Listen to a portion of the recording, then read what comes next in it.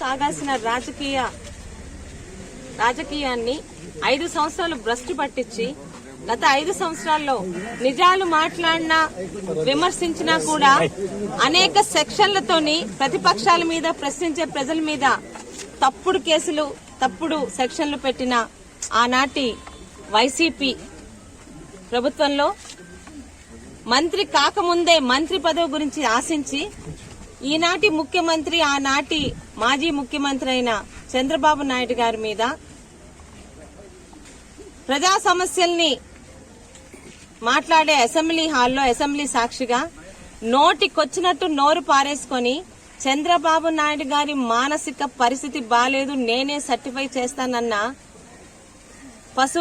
మాజీ పశువుల మంత్రి గారి మీద ఈరోజు పలాస టీడీపీ కుటుంబ సభ్యులందరూ పోలీస్ స్టేషన్ లోని కంప్లైంట్ ఇవ్వడం జరిగింది. దాన్ని ఎఫ్ఐఆర్ కూడా రిజిస్టర్ చేయమని చెప్పాము, వాళ్ళు చేస్తారు.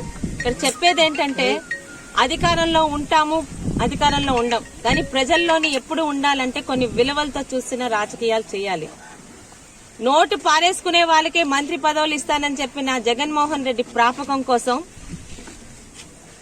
విజనరీగా కీర్తించబడుతున్న చంద్రబాబు నాయుడు గారి మీద ఈయన ఒక డాక్టర్ అట, ఈయన సర్టిఫై చేస్తే చంద్రబాబు నాయుడు గారి మానసిక స్థితి బాలేదంట, ఆయన్ని హాస్పిటల్ కి పంపించి సర్టిఫై చేశాక చంద్రబాబు నాయుడు గారు అసెంబ్లీ హాల్లో రావాలని నోరు పారేసుకున్న అప్పలరాజు గారి మీద మేమందరం కంప్లైంట్ ఇవ్వడం జరిగింది.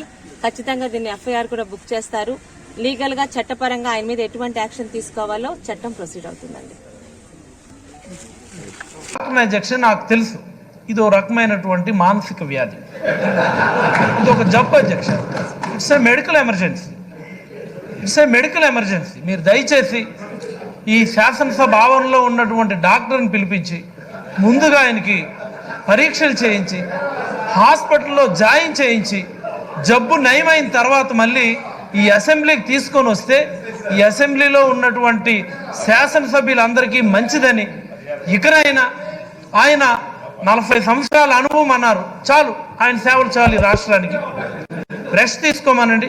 నిన్న కూడా ఆయన ఒక మాట అన్నారు అధ్యక్ష, ఇదే ఉండండి అధ్యక్ష, ఇది మీరు వినాలి. మరొక 6-7 నెలల్లో మీరు చాలా చూస్తారని ఒక మాట అన్నారు అధ్యక్ష. నాకు భయం వేసింది అధ్యక్ష. ఏంటంటే ఒకసారి ఆయన పార్లమెంట్కి వెళ్ళినప్పుడు వంగున్నారు ఆయన, మొన్న అమరావతి వెళ్ళినప్పుడు పడుకున్నారు ఆయన, నిన్ననేమో దండేసుకొని ఉన్నారు అధ్యక్ష. ఈ 3 విషయాలు మీరు గమనిస్తే ఒక 6-7 నెలల తర్వాత ఆయన ఒక వార్నింగ్ ఇచ్చాడు, ఆయన ఇంకా చూస్తారు, 6-7 నెలల తర్వాత చాలా నటనుంది అన్నారు అధ్యక్ష. నాకైతే భయం వేస్తా ఉంది అధ్యక్ష. దయచేసి మీరు డాక్టర్కి చెప్పి హాస్పిటల్లో జాయిన్ చేసి పూర్తి స్థాయిలో వైద్యం అందించి మళ్ళీ అసెంబ్లీకి వచ్చే విధంగా మీరు చర్యలు తీసుకోవాలని ఆయన దయచేసి మా జిల్లా నాయకుడి మీద, మా ఊరి నాయకుడి మీద ఏ రకమైనటువంటి అవాంఛనీయమైనటువంటి మాటలు కానీ మాట్లాడితే ఊరుకోమని చెప్పి ఈ సందర్భంగా మీ ద్వారా ఆయనకి తెలియజేస్తా ఉన్నాం అధ్యక్ష. ధన్యవాదాలు అధ్యక్ష.